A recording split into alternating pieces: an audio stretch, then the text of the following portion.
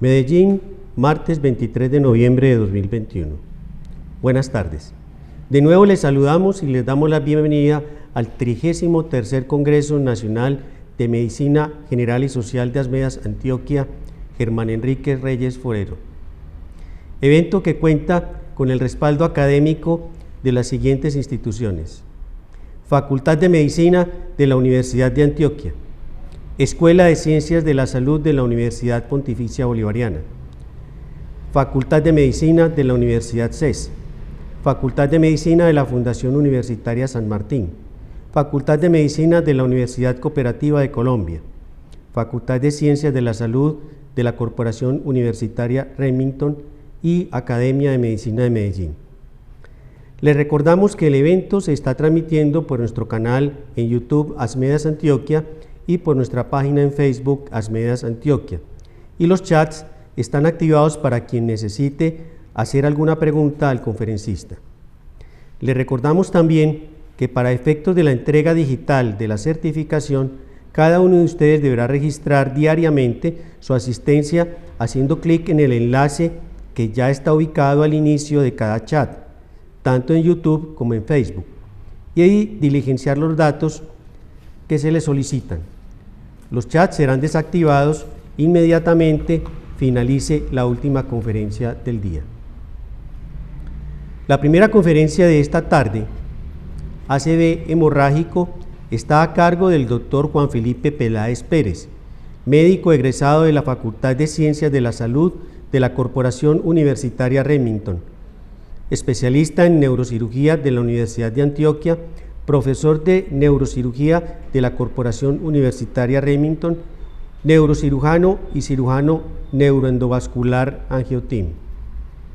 Bueno, muy buenas tardes, mi nombre es Juan Felipe Peláez.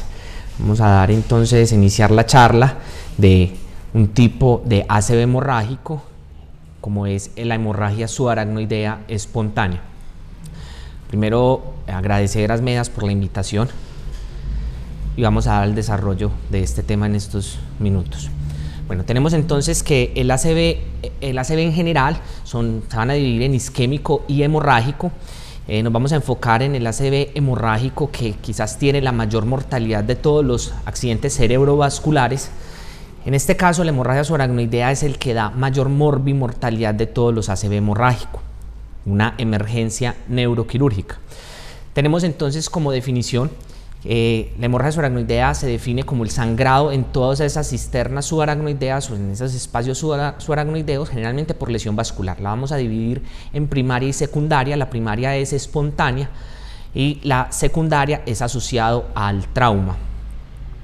Tenemos entonces que el trauma, cuando uno le hablan de hemorragia subaracnoidea en general, el trauma es la principal causa. No tiene digamos una mortalidad o una morbilidad significativa cuando es asociado a trauma. Sin embargo, cuando hablo de primaria o espontánea de esa hemorragia subaracnoidea, tenemos que la principal etiología es el aneurisma roto. Un 10% es la hemorragia perimesencefálica idiopática benigna y otro 5% de otras causas. El punto en esta charla es enfocarnos en el aneurisma cerebral roto, que da origen a una hemorragia subaracnoidea, pues porque quizás es la emergencia neuroquirúrgica y es el que se enfrenta en el servicio de urgencias, el médico de urgencias, el neurocirujano, y es una patología, como les dije, de alta morbimortalidad. En cuanto a la epidemiología, tenemos que tiene una prevalencia del 2 al 4%, una incidencia de ruptura de 10 por cada 100.000 personas al año en general, un pico de presentación de los 55 años, el cual va aumentando con la edad, es más común en mujeres. El riesgo de hemorragias, realmente para que usted presente una hemorragia subaracnoidea es raro, una prevalencia del 2 al 4, y si usted tiene un aneurisma que no se ha roto, pues el riesgo también es muy bajo. Creería que faltan, digamos, estudios en nuestra población, porque la incidencia y prevalencia en nuestra población no es de forma, no la encontramos de forma significativa en los servicios de urgencias, principalmente de alto nivel de complejidad. La mayoría de pacientes que presentan una hemorragia subaracnoidea secundaria a un aneurisma roto se muere. Listo, tiene una mortalidad extremadamente alta Y los que sobreviven, la mayoría quedan con una discapacidad grave, medida por ranking modificado, una escala, digamos que la utilizamos mucho los neurocirujanos para ver morbilidad o discapacidad. En cuanto a los factores de riesgo, tenemos unos modificables y no modificables. En cuanto a los modificables, los principales para usted tener un aneurisma, para que le crezca y para que se le rompa, es la hipertensión arterial. El segundo es el tabaquismo, pero hay otros, el alcoholismo, el arteriosclerosis, todas las sustancias que tengan un efecto simpático mimético, como son principalmente la cocaína en nuestra población y la diabetes mellitus. En cuanto a los factores no modificables, tenemos entonces el antecedente familiar de primer grado de consanguinidad de aneurismas cerebrales, la historia familiar y o personal de hemorragia subaracnoidea nos predispone a tener hemorragia subaracnoidea y aneurismas cerebrales incluso no rotos. Algunas enfermedades del colágeno, las cuales mencionamos acá, el pseudosantoma elástico, la neurofibromatosis, ser japonés, finlandés, afroamericano, hispano, ahí entra nuestra población, sexo femenino, y estar en la quinta o sexta década de la vida. Les pongo acá aneurismas cerebrales mayor de 7 milímetros porque eso es lo que, digamos, ese es el diámetro que se ha visto de los aneurismas que más se rompen. En cuanto a la fisiopatología, tenemos entonces que los aneurismas no son congénitos, son adquiridos. Se presentan en los sitios de bifurcación como vemos en la imagen. Esto es una bifurcación de la arteria carótida interna en su bifurcación a arteria cerebral anterior donde les estoy señalando y arteria cerebral media. Ese martillo de agua, de esa presión arterial sistólica continua, genera un adelgazamiento de esta lámina interna de las paredes del vaso, lo cual va generando esta dilatación, ¿de acuerdo? Que es el aneurisma. Este aneurisma va a estar compuesto por un cuello, por un cuerpo y por un domo. La mayoría de aneurismas, más del 90%, se rompen por el domo del aneurisma, ¿de acuerdo? Debido a ese estrés hemodinámico. En cuanto a la localización, tenemos que la principal localización de los aneurismas cerebrales es en la circulación anterior, dependiente de la arteria carótida interna. La arteria comunicante anterior de esta circulación anterior, que hace parte, es, digamos, el principal sitio de localización, el principal sitio de ruptura o de formación de estos aneurismas, seguido de la arteria cerebral media y seguido de la arteria comunicante posterior. Usted puede tener aneurismas cerebrales múltiples hasta en el 20% de los casos. Entonces, si usted le llega una hemorragia subaracnoidea, le confirma con el estudio, digamos, angiográfico, un aneurisma cerebral, usted debería, digamos, evaluar muy bien ese estudio imagenológico porque posiblemente pueda tener en un 20% de los casos otros aneurismas asociados. Los aneurismas de circulación posterior son más raros, pero, digamos, pueden presentar también una mayor mortalidad. No solamente los aneurismas rotos producen hemorragia subaracnoidea, también pueden producir, miren, hematomas subdurales, hematomas intracerebrales o intraparenquimatosos, hemorragia intraventricular. Pero obviamente pues esto va a estar asociado a algún grado mínimo o mucho de hemorragia subaracnoidea. Entonces siempre debemos de pensar, hemorragia subaracnoidea asociado a otras características, digamos a otros hematomas intracraneales, debería también de pensar en un aneurisma roto, como vemos aquí en la imagen. En cuanto a las manifestaciones clínicas, tenemos que los pacientes generalmente se presentan con una cefalea en trueno, llamada pues en otros textos cefalea centinela, que es esa cefalea que se presenta como la peor de la vida para el paciente, que alcanza su máxima intensidad al minuto de inicio de los síntomas. Puede presentar también cervicalgia, náuseas, vómito, síncope es poco frecuente, alteraciones del estado de conciencia y las convulsiones no son tan frecuentes, pero digamos eso, el paciente que convulsiona en el contexto de una hemorragia subaracnoidea tiene mayor mortalidad. Hay algunos factores que predisponen a que usted, si ya tiene el aneurisma que no está roto, le predisponen a que se rompan. Ya hablamos de esos factores modificables y no modificables, pero en nuestro contexto hemos visto que el estrés, cualquier grado de estrés físico, psicológico y la actividad ordinaria, no por tener estrés, sino porque el estrés puede estar asociado a un aumento de la presión arterial y en ese caso ese impulso o esa presión arterial, principalmente la sistólica, rompe el aneurisma que ya se formó. Los hallazgos físicos tempranos, podemos encontrar un paciente con meningismo y esto, digamos, ha sido frecuente en los servicios de urgencias confundir ese paciente con rigidez de nuca y cefalea con una meningitis, ¿de acuerdo? Y llegan y le hacemos la tomografía y tienes una hemorragia subaracnoidea. Signos de focalización neurológica, el síndrome de Tirson, que está compuesto por una hemorragia vítrea más una hemorragia subaracnoidea, pues si uno hágale fondo de ojo a esos pacientes con esa cefalea en trueno. En cuanto a las escalas clínicas y radiológicas, las vamos a utilizar para el pronóstico neurológico de nuestros pacientes y para el riesgo de vasoespasmo. Tenemos estas tres escalas: la escala mundial de cirujanos neurológicos, que es World Federation, Honig-Hess, que estas dos escalas son escalas clínicas que me van a predecir mortalidad, y la escala imagenológica que más utilizamos, hay varias, pero la que más utilizamos es la escala de Fisher modificado. Para no andar mucho, porque pues obviamente esto queda en la literatura, tenemos que la escala de Honig-Hess te predice mortalidad. Miren, un Honig-Hess de 1 predice una mortalidad del 3%, pero un paciente que tenga un Honig-Hess de 5 predice una mortalidad del 71%. La escala de Fisher modificada te predice vasoespasmo.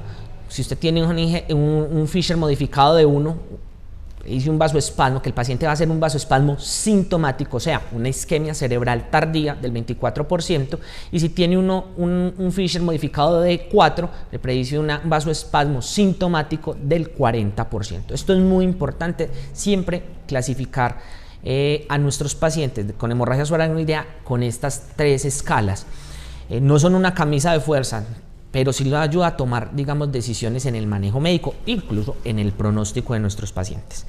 En cuanto al diagnóstico, tenemos, como todo en medicina, una historia clínica bien realizada, manifestaciones clínicas, la neuroimagen, y vamos a hablar algo de punción lumbar cuando está indicada. En cuanto a la neuroimagen, tenemos que la tomografía de cráneo simple es el primer estudio a ordenar, es el gold estándar para el diagnóstico de hemorragia subaracnoidea, no para mirar la etiología, si es un aneurisma, si es una malformación, es para el diagnóstico.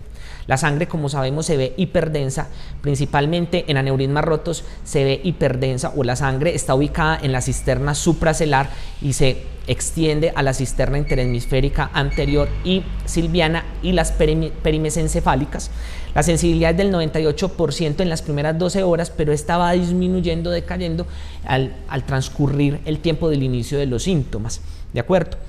Si usted tiene una sospecha de hemorragia subaracnoidea, tiene una tomografía de cráneo simple negativa y usted sigue sospechando, usted dice, este paciente tiene una hemorragia subaracnoidea, ha pasado mucho del inicio de los síntomas, el siguiente estudio es una punción lumbar, eso debe quedar claro. Entonces, hablando de la punción lumbar, tenemos entonces que las guías, digamos, de la AJA de stroke, de hemorragia subaracnoidea, incluso las guías europeas, hablan que si usted tiene un paciente con sospecha de hemorragia subaracnoidea, pero con TAC normal, el siguiente estudio es la punción lumbar.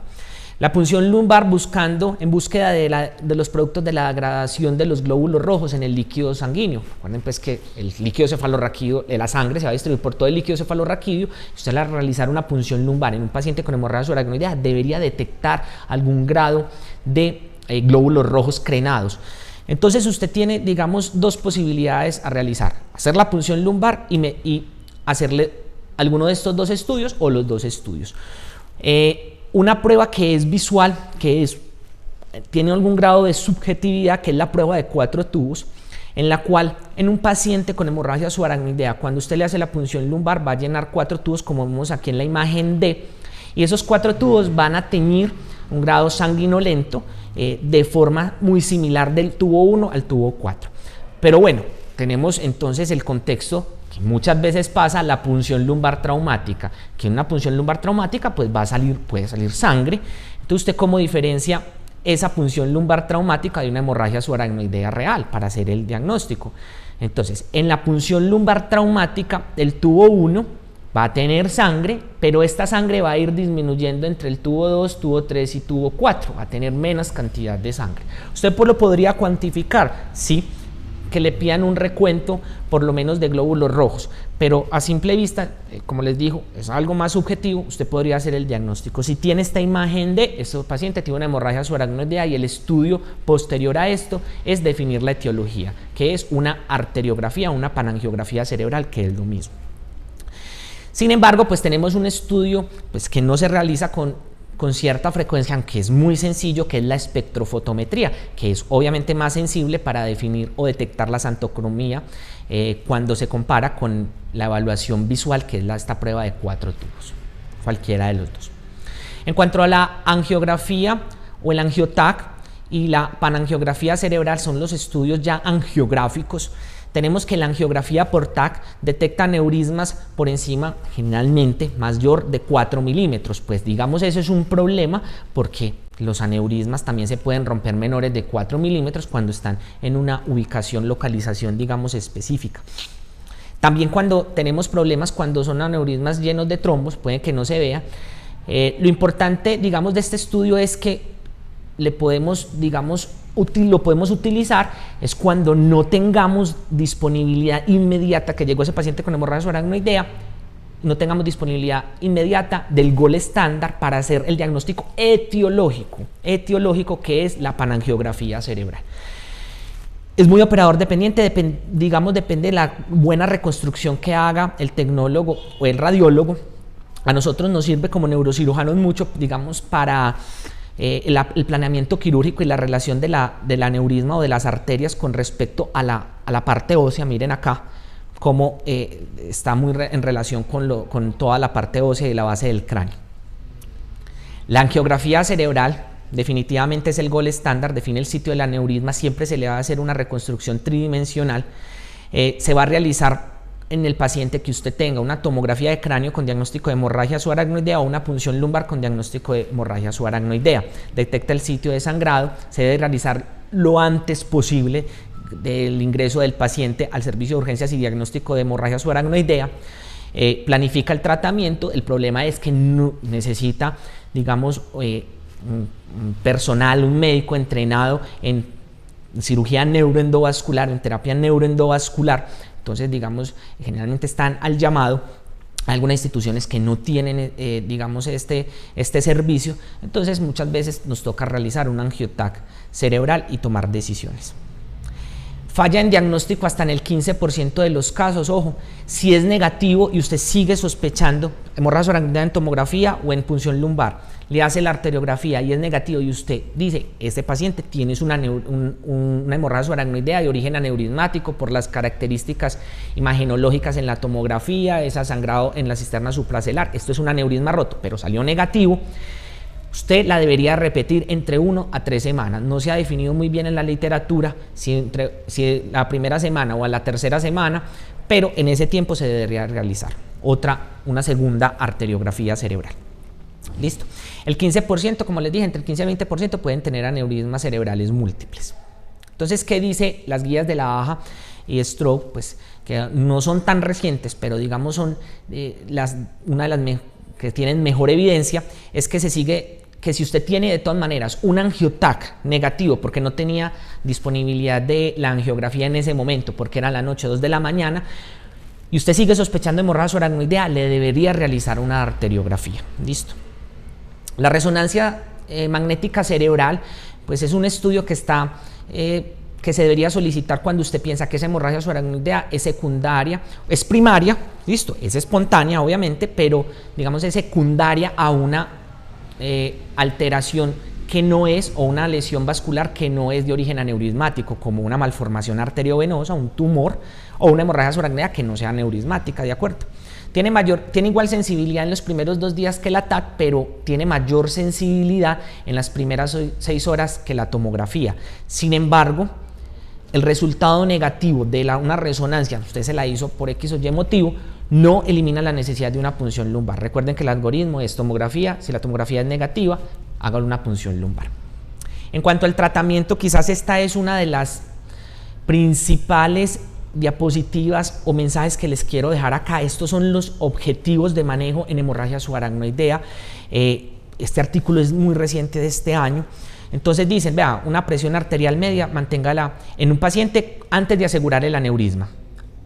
Mayor de 65 milímetros de mercurio, una presión arterial sistólica menor de 160, no son claros en cuanto es el límite inferior, digamos, extrapolados de otro ACV hemorrágico, de algunos artículos con menor evidencia. Entonces mantenga esa presión arterial sistólica entre 110 y 160, una presión intracraneana menor de 20, una presión de perfusión de oxígeno mayor de 60, una saturación de oxígeno mayor de 93, y ya cuando se asegure el aneurisma, la presión arterial media mantenga la mayor o igual a 65, la presión arterial sistólica puede llevarla hasta 220, ¿de acuerdo? No la mantenga menor de 160, ya está asegurado el aneurisma, entre 160 y un poquito más alto para asegurar una presión de perfusión cerebral en los primeros días y, digamos, disminuir el riesgo de la isquemia cerebral tardía.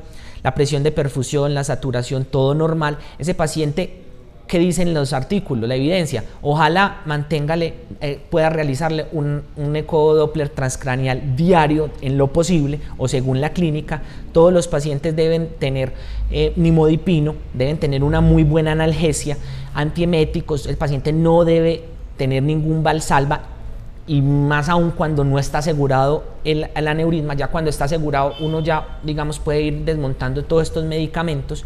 Fluorocortisona, solamente en estos pacientes hacen mucho cerebro perdedor de sal, pero más común es el síndrome de secreción inadecuada de la hormona antidiurética. Muchas veces utilizamos solución salina hipertónica, principalmente al 3%, pero cuando no responde fluorocortisona, la tomografía de cráneo simple de control debe realizarse entre 24 y 48 horas de asegurado del aneurisma. La hemoglobina debe estar mayor a 7. Lo que se ha visto es que el valor adecuado o meta es entre 9 y 10. La temperatura de este paciente debe estar siempre menor de 37,5. Se ha demostrado que temperaturas por encima de este valor aumentan la morbilidad, y el paciente debe estar eubolémico. Entonces, ¿qué complicaciones tenemos en la hemorragia subaracnoidea? El resangrado. El resangrado lo vamos a evitar con un reposo absoluto, listo, con analgesia, sedación y anteméticos, bisacodilo si el paciente está constipado. Eviten el valsalva cuando el aneurisma no está asegurado. La presión arterial sistólica en metas, lo vamos a utilizar los medicamentos. Los estudios están con nicardipino y labetalol. El medicamento, pues realmente a disponibilidad mayor en los servicios de urgencias de nuestra ciudad es el labetalol, listo. Y luego hipertensión luego de asegurar el aneurisma. Agentes antifibrinolíticos, y quizás el principal tratamiento para evitar el resangrado es cerrar el aneurisma, asegurar o excluir el aneurisma. En cuanto a los antifibrinolíticos, las guías y los artículos más recientes publicados incluso el día de ayer en el Continuum de Neurology de la Academia Americana de Neurología, ellos nos indican, vea, iníciele ácido tranexámico cuando el paciente va a tener un retraso inevitable en el manejo definitivo, o sea, asegurar el aneurisma ya sea por clipaje, por abierto por microcirugía o por terapia endovascular. Cuando el retraso va a ser más de 24 horas, cuando haya riesgo de resangrado y no tenga contraindicaciones. Es razonable esta terapia, pero por corto plazo, no más de 72 horas. O sea, menos de 72 horas y después de las 24 horas, usted dice, no va a asegurar el aneurisma. ¿De acuerdo? ¿Por qué qué? Porque se ha visto que si usted continúa ese ácido tranexámico más de 72 horas o se inicia de forma tardía después de las 48 horas de inicio de los síntomas, esto aumenta la morbimortalidad y los riesgos de trombosis. Tromboprofilaxia a estos pacientes, quise traerle esto porque esto es, digamos, muy debatido, pero quiero que quede claro por guías y por estudio del New England del 2017, nos hablen, vea, antes de asegurarle el aneurisma, o sea, el paciente que no se le ha clipado o se le ha realizado terapia endovascular del aneurisma roto, inicia compresión neumática intermitente, y 24 horas después de asegurar el aneurisma, tromboprofilaxis farmacológica con heparinas no fraccionadas o heparinas de bajo peso molecular. En cuanto a las convulsiones, todos los pacientes deben recibir si no se le ha asegurado el aneurisma, anticonvulsivante. La primera opción es el levetiracetam, antes lo hacíamos mucho con fenitoína, pero la segunda opción podría ser la fenitoína. La mayoría de instituciones pues tienen más a disponibilidad la fenitoína, se epaminiza al paciente y luego se continúa una dosis de 5 miligramos por kilo día. La epaminización, recuerden que es de 15 a 20 miligramos kilo. ¿De acuerdo? ¿Hasta cuándo lo puede dejar el anticonvulsivante? Más o menos, ya cuando se asegure el aneurisma, ya usted podría ir desmontando el anticonvulsivante. En cuanto a la hidrocefalia y el control de la presión intracraneana, mantenga a ese paciente con una cabecera a 30-45 grados, normocámnico, normotérmico, con una sedación analgesia, cumpla metas del manejo inicial. En la hidrocefalia aguda, puede colocarle una derivación ventricular externa. La punción lumbar está indicada solamente cuando no haya sangre, coágulos intensos en el tercer o cuarto ventrículo y algún grado de pacientes, que es muy poco, quedan con una hidrocefalia crónica sintomática y requeriría derivación ventrículo peritoneal. En cuanto a los tiempos de intervención, es puntual las recomendaciones. Excluya el aneurisma lo antes posible, principalmente en las primeras 24 horas. No debería pasar más de 24 horas para excluir un aneurisma. Y por último, isquemia cerebral tardía, que también se llama vasoespasmo sintomático. ¿Cómo se hace el diagnóstico? Déficit neurológico nuevo en ese paciente con hemorragia subaracnoidea, definido por caída de 2 puntos en la escala de coma de Glasgow o un déficit focal nuevo. Y se debe descartar otras causas de déficit. ¿Por qué se da el vasoespasmo sintomático? Porque la exposición de esa sangre a esos vasos hace vasoconstricción y por ende disminución del flujo sanguíneo cerebral, por ende presión de perfusión cerebral e infarto cerebral. Entonces deberíamos evitar eso. ¿Cuál es el periodo de riesgo? Desde el tercer día hasta el día 21, del riesgo de isquemia cerebral tardía. ¿De acuerdo? El pico es entre el día 6 y el día 10. En ese tiempo es el paciente la mayor probabilidad que presente isquemia cerebral tardía. Se presenta más frecuentemente cuando las rupturas son proximales, arteria cerebral media M1, M2, arteria cerebral anterior en la porción A1, ¿de acuerdo? Algo que se me olvidaba, el resangrado se produce principalmente en los primeros 3 días. La isquemia cerebral tardía se produce principalmente del día 3 al día 21, o sea, casi que ese paciente se va a quedar 14 a 21 días hospitalizado por hemorragia subaracnoidea. Listo, mínimo 14, máximo 21, ¿de acuerdo? Obviamente si no presenta ninguna complicación adicional, aunque esté muy bien. Entonces, el manejo de estos pacientes con isquemia cerebral tardía, una de las metas es aumentar la presión. Listo, hipertensión arterial mantener después de asegurado el aneurisma. Entonces tenemos que, ¿cómo aumento la presión arterial? Listo. Eso se había hablado de terapia triple H, de la terapia triple H que era hemodilución, hipervolemia, hipertensión. Se evidenció que la que tiene mayor evidencia y mejoría en el paciente es la hipertensión arterial. Entonces, hago unos líquidos de mantenimiento, un volumen de 1 a 2 litros de cristalos de solución salina hipertónica o Harman, vasopresor de elección es la neuroadrenalina para mantener esos valores mayores de 160 milímetros de mercurio en la presión arterial sistólica. Se aumenta la presión arterial sistólica en 10 a 10 milímetros de mercurio. Otros artículos y recientes de ahorita del 2021 es aumente de ese valor meta el 20%. Listo. Evalúa la respuesta clínica y aumente la máximo hasta 220 milímetros de mercurio esa presión arterial sistólica. Entonces, esto es, digamos, lo que uno debería hacer. Nimodipino, todos los pacientes, 60 miligramos cada 4 horas por 21 días. Mantenga al paciente eubolémico, nunca hipovolémico. También asegure el aneurisma lo antes posible. Esto disminuye la isquemia cerebral tardía por el riesgo de que aumente el resangrado y aumente el vasoespasmo. Mantenga hipertenso, que ya les dije cómo íbamos a aumentar esa presión arterial. Y cuando el paciente no mejore, definitivamente requiere terapia endovascular para realizar angioplastia y tratamiento con vasodilatadores intraarteriales directamente en el vasoespasmo por terapia endovascular. Se infla un balón o se puede administrar medicamentos tipo nitroglicerina, milrinone, nimodipino. Listo. Terapia agresiva solo luego de la exclusión del aneurisma. Y por último, el día de ayer sale un artículo de la revista del Continuum con el volumen de cuidado neurocrítico.